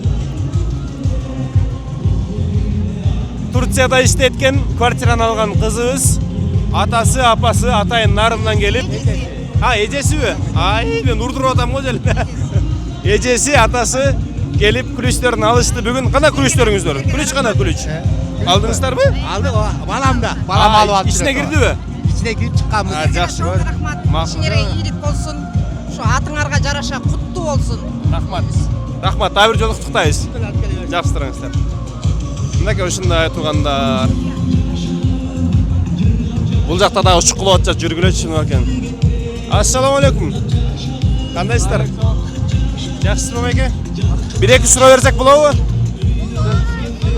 Сиз сүйлөйт окшойсуң да. Атыңыз ким эже? Нарымкүл. Нарымкүл? Нарымдан болосузбу? Азыр уда нарымдыктар чыгып атат алдыбызданчы. Мен бияка өтүп алайынчы. Отуруңуз. Канча комната алдыңыз эже? Однокомнатный квартира алдык. Айына канчадан төлөдүңүз? Биз жарымын төлөгөнбүз. Анан кийин жарымын бир жылда кутулдук. Кутулуп бүттүңүзбү уже? Бүттүк. Айына ошондо канчадан төлөдүңүз? Айына 100 миңден төлөп калдык. 100 миңден.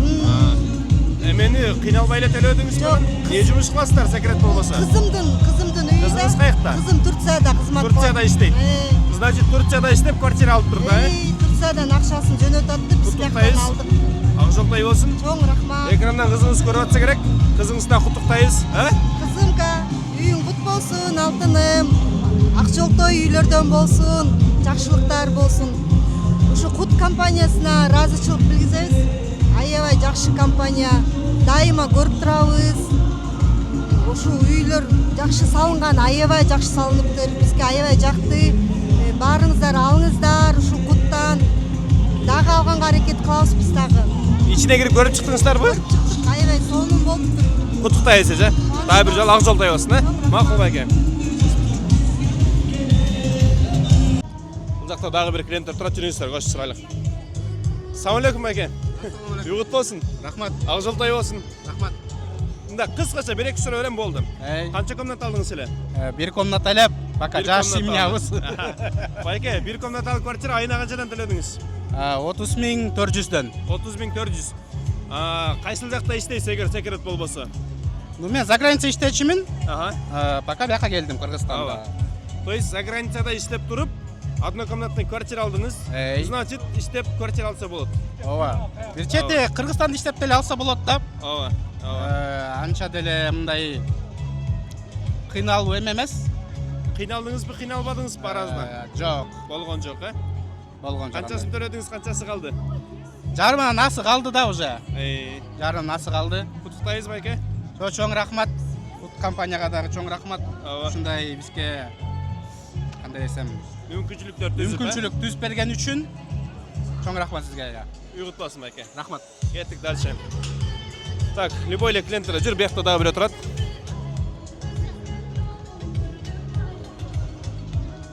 Кимиз экенин каяктан билебиз? Эмне аларды? Аркадан. Канча комната алдыңыздар эле? 2 комнат. Байке, мындай вопрос. Кайсыл жакта иштейсиз негизи? Мал чарба. Мал чарба менен. Квартиранын акчасын төлөгөндө кыйналбадыңызбы? Жок. Кыйналбадыңыз, жакшы эле.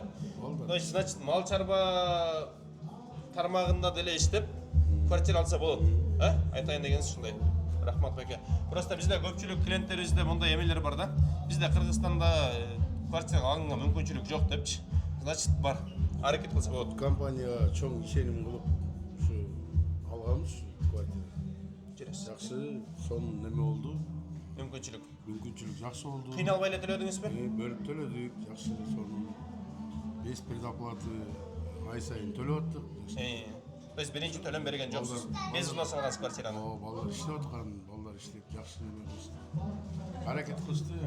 Кут компания чоң рахмат, ыраазычылык билдиребиз. Сиздерге дагы рахмат байке, компанияга ишеним көргөзгөнүңүздөргө. Алайын деген үмүт болуп атат. Келиңиз, офиске жакшы условияларды коюп беребиз, буюрса. Келиңиздер. Смотрите, Азамат, тут у нас в договоре написано, что вы первоначальный взнос внесли всего 25 тысяч в сомах, да? А потом ежемесячно оплачивали тоже по 25 тысяч сом. Получается, вы где-то работаете? Я, да, работаю тренером тайквондо. Тренером работаете, да? То есть у нас в Бишкеке? Да, у нас в школе. А если не секрет, вот зарплата у вас какая примерно? 27 тысяч. 27 тысяч. А жена работает где-то тоже или нет? Пока нет. Жена дома. То есть вы получаете 27 тысяч зарплата, 25 тысяч оплачиваете сюда в квартиру, а 2000 вам хватает на жизнь, да, пока что? У нас есть это пособие получаем мы, которые мы от государства, да? Да. Когда мы, потому что мы инвалидный пособие, поэтому получаем пособие по 5000. Пособие по 5000. То есть, все, я понял. Мен Бишкектен эле келгем. Бишкекте эле турасыз? Канча комнат бияктан квартира алдыңыз? Бир комната алдым, анан эме мугалим болуп иштейм. Мугалим болосуз. Анан мындан 3-4 жыл мурун без первоначального взноса алгам. Канча комнат алдыңыз? 2 комнат эмеспи? Ооба, анан бирок жанагы ай сайын азыраак болсун деп 700 миңди төлөп, анан азайтып 7 жылга бөлүп алгам да. Анан кыйынчылыкты деле мындай түзгөн жок, ай сайынкы төлөп. Эже, менде мындай да, бизде көпчүлүк клиенттерибиз болсо Кыргызстанда иштеп квартира алса болбойт деген бир ушундай чечимге келип калышкан да. Бирок мен ошону азыр бул клиенттерибизден сурап жүрөм ар биринен. Кайсыл жакта иштейсиз, эмне жумуш кыласыз? Негизи ушул Кыргызстанда деле иштеп квартира алса болобу деген суроолорду берип атам да. Сиз мугалим болуп иштейсиз, канча зарплата аласыз эгерде секрет болбосо? Эми мен частный секторда иштейм да, частный мектепте. Ал жерде зарплата айтылбайт да өзү негизи бизде, ооба. Бирок ушул эмеге ай сайын төлөп, анан кийин ижарада турдук да. Бул күткөнчөчү. Сиз өзүңүз квартирада турасыз, квартирага акча бересиз, плюс бияка квартиранын акчасын төлөп атасыз. Ооба, квартиранын акчасын. Бирок ошо экөөнө тең жетип атты иштеген акчаңыз. Ооба, жетип атты, Кудайга шүгүр ошого. Просто мен эмнени айткым келди, мен зарплатам маанилүү эмес, бул жерде ошол үйдү алыш үчүн ошого менин айлыгым жетип атканына мен абдан сүйүнөм да. Анткени буга чейин мен госипотекага тургам да. Госипотеканын эмеси очередь дагы деле эмет элек да, келе элек да, анан бирок ал жерде 25 жыл, 20 жыл дегенди укканда мен аябай мындай кыжалат болчумун да, аны качан төлөп бүтөм депчи. Анын үстүнө ал жакта пайыз бар да, кичинекей болсо дагы пайыз бар да. Анан бул жерде ошол мен эме үй алып, ошону 7 жыл деген бул деген өтө аз да. 7 жыл деген эмеле өтүп кетет алчы. Бала чака менен иштеп атып эле, үй тиричилик менен болуп атып эле өтүп кетет да. Анан башында мен аябай издегем үй алардачы. Үй издеп, кичине топтогон акчам бар болчу да. Анан кийин рынокто карадым, тигини карадым, буну карадым, жана кооперативдерди карадым, строительный эмелерди бардым, бирок баягы аттуу, баштуу жанагындай биринчи чыккан эмелер бар да, компаниялар бар да, строительный. Алар негедир такыр ушул мындай средний заработок деп коеюн.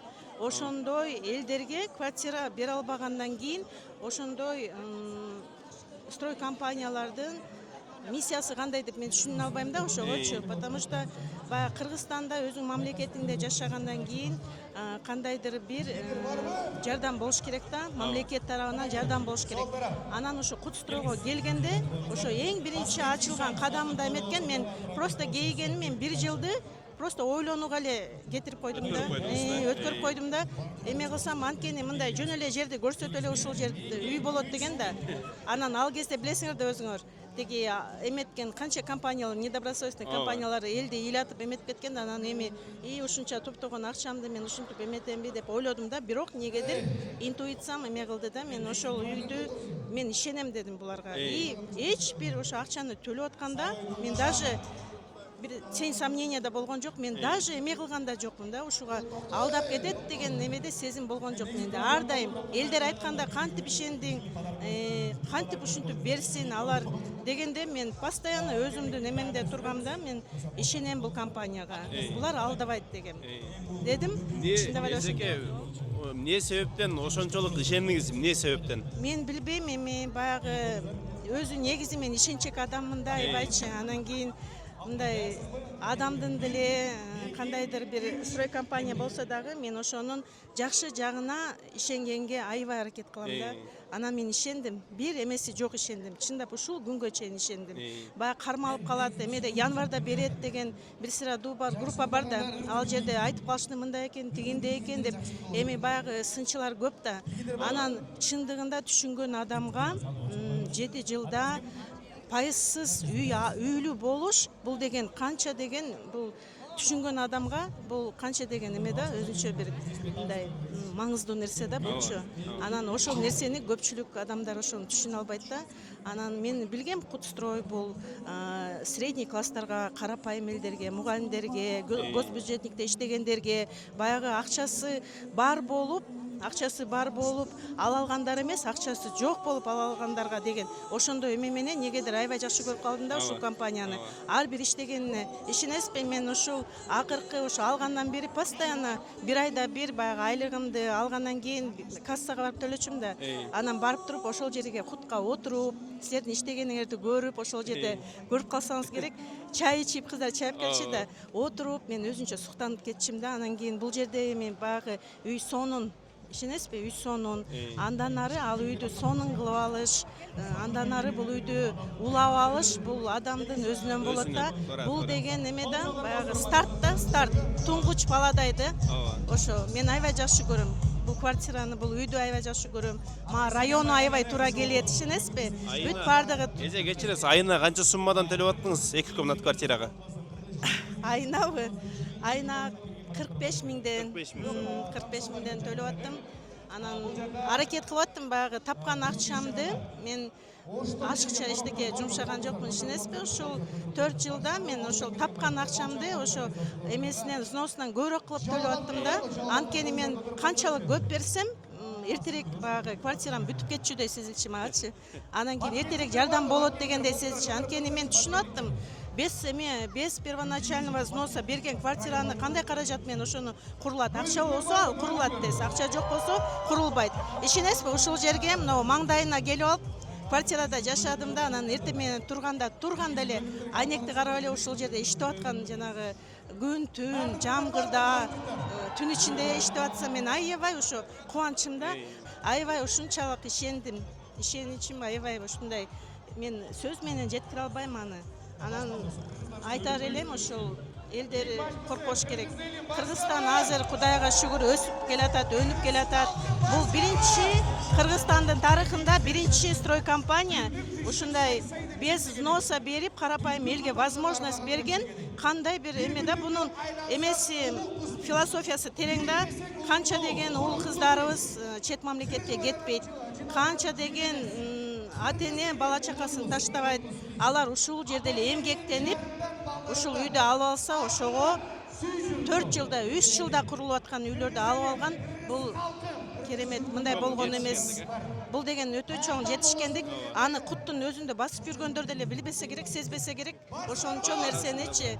Анан кийин аны ошол түшүнгөн адам түшүнөт да. Анан рахмат силерге. Силерге ийгилик каалайм. Өркүндөй бергиле. Көптөгөн жакшы ушундай үйлөрдү сала бергиле. Сизге дагы чоң рахмат эже, каалоо тилектериңизге. Негизи эле ушинтип келип, ошончо компаниялардын арасынан Кут компаниясын тандап, бизден үй алганыңызга дагы чоң рахмат, Ооба. Үйүңүз ак жолтой болсун.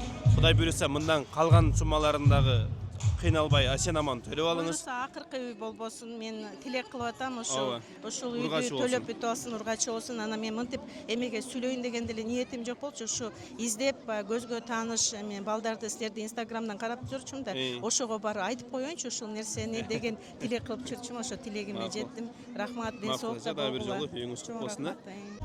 Бул жакта дагы бир клиенттер тура, жүрүңүздөр, кош чырайлык. Assalamu alaikum aka.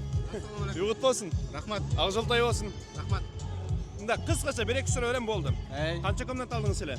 Бир комнат элеп, пока жаш семьябыз. Байке, бир комнаталык квартира айына канчадан төлөдүңүз? 30.400дөн. 30.400. Кайсыл жакта иштейсиз эгер секрет болбосо? Мен за граница иштечимин. Пока бияка келдим Кыргызстанда. То есть за границада иштеп туруп, однокомнатный квартира алдыңыз. Значит, иштеп квартира алса болот. Ооба. Бир чети Кыргызстанда иштеп деле алса болот да. Ооба. Анча деле мындай кыйналуу эмес. Кыйналдыңызбы, кыйналбадыңызбы аразда? Жок. Болгон жок, Болгон жок. Канчасын төлөдүңүз, канчасы калды? Жарымынан асы калды да уже. Жарымынан асы калды. Куттуктайбыз байке. Чоң рахмат. Кут компанияга дагы чоң рахмат. Ушундай бизге кандай десем, мүмкүнчүлүк түзүп берген үчүн чоң рахмат сизге. Үй кут болсун байке. Рахмат. Кеттик дальше. Assalamu alaikum. Кандайсыздар байке? Жакшысыздарбы? Тынчсыздарбы? Бизде мындай 1-2 сурамжалак кылып жүрөбүз да. Ошого. Канча комнат квартира алдыңыз эле? 1 комната. 1 комната. Айына канчадан төлөп аттыңыз беке? 35.500. 35.500. Если секрет болбосо Кыргызстанда эле иштейсизби же сырт жактабы? Жок, бияктар иштейм. Кыргызстанда эле. Эмне жумуш кыласыз? Устачылык. Устачылык кыласыз, То есть устачылык кылып, квартиранын акчасын төлөп, квартиралуу болдуңуз. Үй кут болсун байке, ак жалтай болсун. Куттуктайбыз. Мынакей туугандар. Бирөөсү устачылык кылат, бирөөсү мугалим болот, бирөөсү айыл чарбада эмгектенет. Дагы кимдерди кезиштирдик. Эми Айтор Кыргызстанда иштеп, ар кандай тармакта иштеп, үйлүү болуп атышат. Кээ бир киши 1 комната алганы бар, 2 комната алганы бар. Ар кандай. Бул жакта жаш семья турат, сурап көрөлүк дагы. Салам алейкум. Кандайсыздар? Жакшысыздарбы? Атыңыз ким байке? Ислам. Ислам. Менин атым Актилек болот. Ислам байке, 1-2 суроо. Канча комнат квартира алдыңыз? 1 комнат. 1 комнат. Айына канчадан төлөдүңүз? 32. 32 миң сом. Кыргызстанда эле иштейсизби же сырт жакта иштейсизби? Бияқта эле. Не жумуш кыласыз, секрет болбосо? Спорт комплексте администратормун. Спорт комплексте администратор болосуз? Жакшы. То есть алган зарплатаңыз квартираны төлөгөнгө жетип атты. Алхамдулилля. Жакшы. Куттуктайбыз, медейбиз. Кут болсун. Сиздерге Алла разы болсун. Амин. Кут болсун. Мынакей.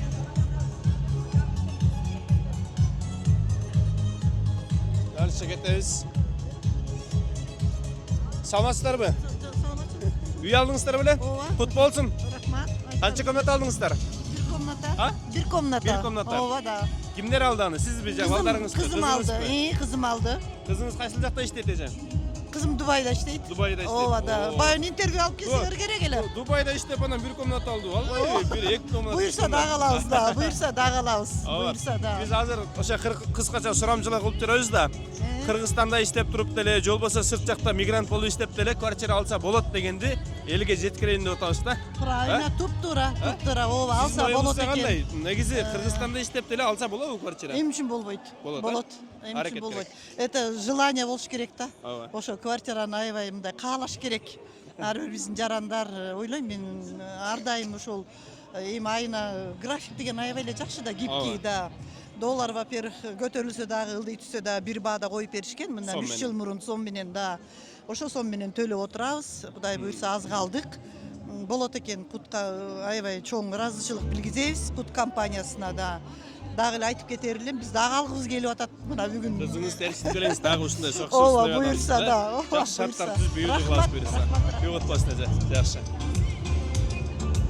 Жакшысызбы? Жакшы. Ден соолугуңуз жакшыбы? Концерт көрүп атасыз? Концерт көрүп, ачкыч алдым. Кудай кут кылсын. Ден соолук берсин силерге. Канча комната алдыңыз? 1 комнат. Кимге? Балдарыңызгабы, кыздарыңызгабы? Ооба, кызыма, кызыма. Кызыңыз каякта? Кызым мына монда турат. Жакшы. Саламатсызбы? Эжеге келесизби 1 мүнөткө? Келбейсизби? Келбейт экен, уялып атат. Кызыңыз каякта иштейт? Иә. Кызыңыз каякта иштейт? Аэропортто. Аэропортто, Кыргызстанда бишкекме? Ооба. Бул канча взнос берип туруп алды беле, бербей туруп алды беле? Ой, 3 жыл төктүк. Дагы 4 жыл төкөсүз? Дагы 4 жыл. Ооба. Ой, койсоңуз. 7 жыл калгансызбы? 7 жылга рассрочка алгансызбы? Рассрочкага канча жыл калдыңыз эле? 29 жылга чейин. Анда дагы 3 жыл төкөт экенсиз да? Булар башкарат документ, мен акчалай берем. Значит, аба, Кыргызстанда иштеп деле квартира алса болот экен да? Ооба. Сиз баягы элдерге бир-эки кеңешиңиз болсо айтсаңыз жакшы болот. Мен эми ушу отургандын баарынын атынан Кудай кут кылсын, өлкөнүн экономикасы көтөрүлсүн. Анан ушул элдин баары ыраазы болуп, ушу компанияга ушу үйлөрдү алалы деп чоң сүйүнүчтө турат. Ошо сүйүнүчкө кошулуп бизде отурабыз, кызым үй алып атат. Анан компаниянын келечеги кең болсун.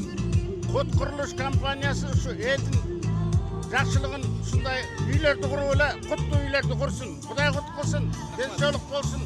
Ошо компаниянын коллективине баарына ыраазычылык, баарыңар аман болгула, ден соолуктуу болгула, ойлогон ой максатыңарга жеткиле. Үйлөнүлөктөр, үйлөнгүлө. Кызыңыздан сурап эле сизден сурайын, кызыңыз бойдокпу? Ой, жагып калдыбы? Тамаша, мақұл байке, ұйғыт болсын да. Жақсы ақжол тойлардан болсын. Жақсы тұрыңыздар. Нурлан Насип. Екен, туғандар, қызын алып тұр, қыз аэропортта істеткен. Значит, аэропортта істеп тұрып, үй алсол өткен. Бойдық кен, бойдық. Кеттік. Бұл жақта концерттер болып өтеді. Эстрада жұлдыздары келіп, бұл жақта концерттік программалар уланып өтеді. Рандомнан әлі любойын таңдап сұрайыры, жүріңіздер, кеттік. Саламатсыздар бі? Концерт көріп отырсыздар? Ооба. Нұрлан Насип көргені келдіңіз бе? Жоқ. Құтқа кеттім, бек отырам. Эже, бір-екі қысқаша сұра. Қанша комната алдыңыз әлі? 2 комната алдық. 2 комнаталы. Бирок мен алған жоқпын, сіңдім алды. Қызыңыз? Сіңдім. Сіңдіңіз? Ежелеріміз, үшеуіз. Bir туғансыздар ма? Bir туғандарымыз. Оқшаш кәсіздер барыңыздар. Bir туған сіңдіміз алды, ал әмеде, за границада. За граница? Россияда ма? Жоқ, Италияда. Италияда, қанша комната алды? 2 комната алдық.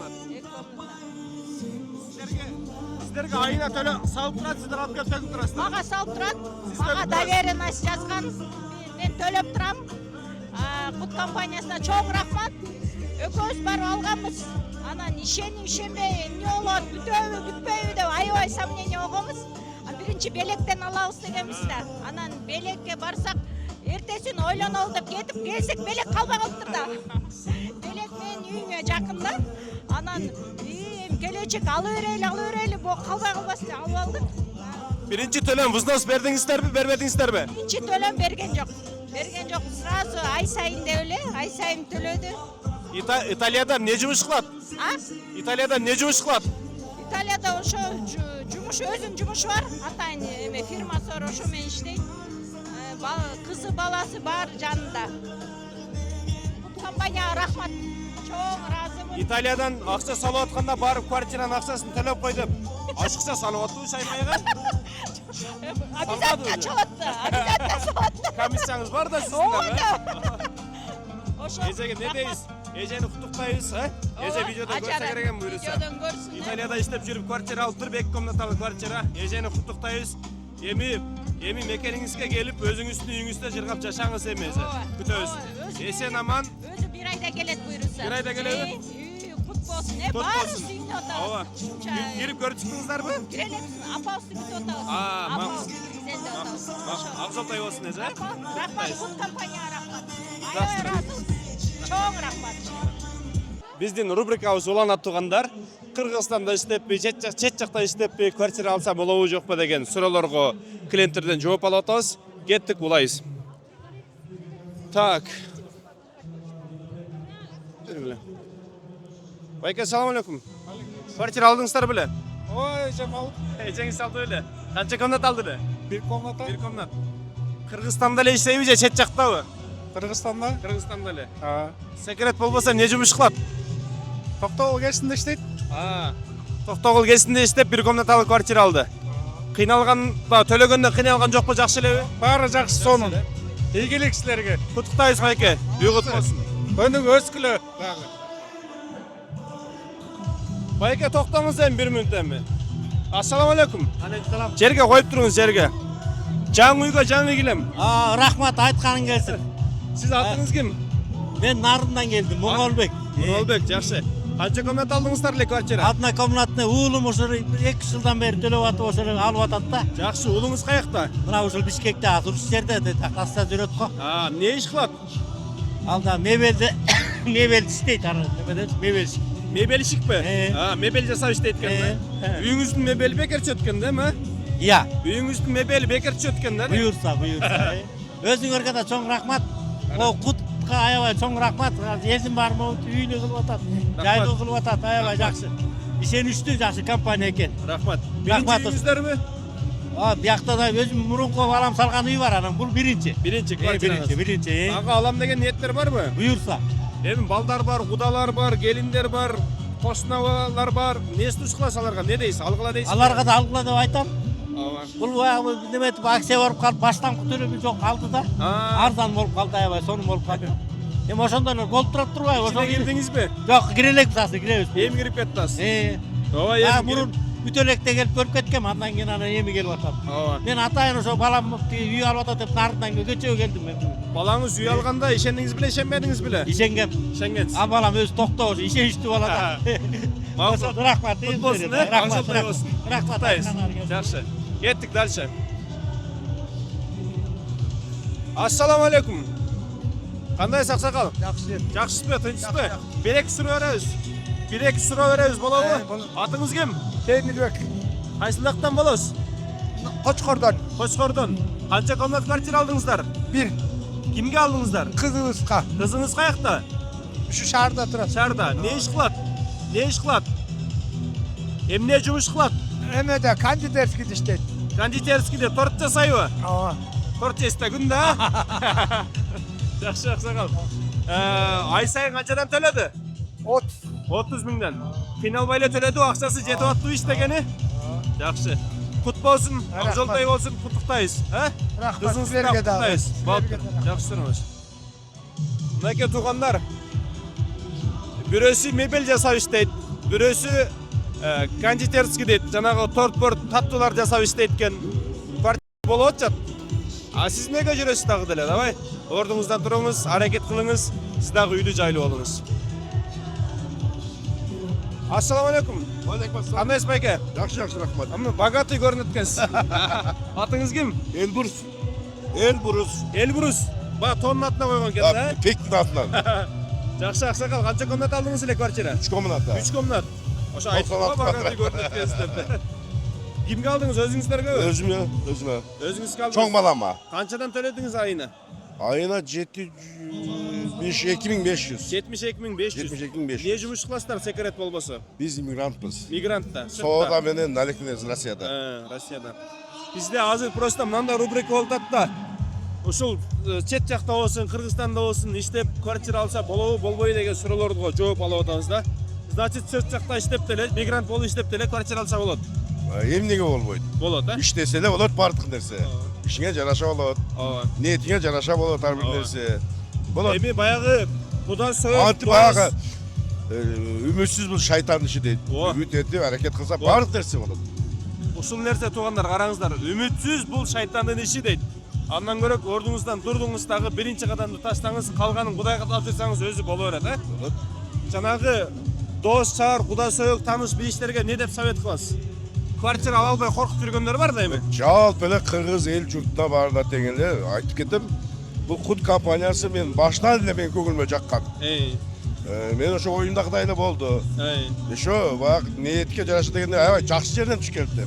Кирип чыктым, көрүп чыктым. Ремонттор жакпы. Баягы таластан кетпейт. Кандай эле сап бар го, таластан эле кетип келбейт дегендей. Үйүмө кирип алып кетким келбей, 1 саат айландым. Иштерин жууп тазалап койгонбуз, кирип ичте салкында жатып чыгың да. Кудай кааласа, конечно. Болду, кут болсун да бир жагы. Макул. Сиздерге каалат эле айтып кетем. Ошо Кут компания жалпы жамаатыңыздарга ыраазычылык билдиребиз. Ушинтип эле ар дайым кыргыз элин, кыргыз журтчулугун алкышына арзуган компаниялардан болуп, алкышына ээ болуп жүрө бериңиздер. Ишиңиздерге ар дайым ийгилик. Ушул бүгүн канча адамдар кубандырып отурасыздар. Мен аябай башкача толкунданып кубанып атам. Ушундай эле кубандырып, баягы кылган мээнеттериңизде сиздер дагы сүйүнөт да адам ошондо. Сүйүнтүп жүрө бериңиздер. Рахмат. Дагы бир жолу уйгут болсун. Рахмат. Макул, жакшы. Кеттик. Очень рада, что мы получили квартиру. Большое спасибо компании Кут, что дали нам возможность получить эту замечательную квартиру. Шикарный ремонт, панорамный, вот такой красиво все. Спасибо большое компании Кут. Аттуу кыргыз элим, биз ушу Кут курулуш компаниясынан үй алып жатабыз. Кут курулуш компаниясынан жааматына 1000 мертебе ыраазыбыз. Рахмат. Кудай колдоп, мынакей биринчиден президентибиз Садыр Жапаровго рахмат, Алла разы болсун. Ушундай канча деген семьяларды үйлүү кылып, жайлуу кылып. Анан экинчи мына Куттун директору балам рахмат, Алла разы болсун. Эки дүйнө жакшылыктын үстүндө жүрө берсин, айланып кетейин. Дүйнөдө тынччылык болсун, согуш болбосун. элге ынтымак берсин, айланып кетейиндер. Ушул заман кут болсун. Сендер. Бүгін мынаке 25 апрель, Құдай бұйырса, Құт құрылыш компаниясынан үй алып атабыз. Рахмат, ушул Құт құрылыш компаниясының қызматкерлеріне қандай деген сонун үйлер бүтүп, Құдайым бұйырса, мына балдарыбыз, қыздарыбыз үйлүү болуп атат.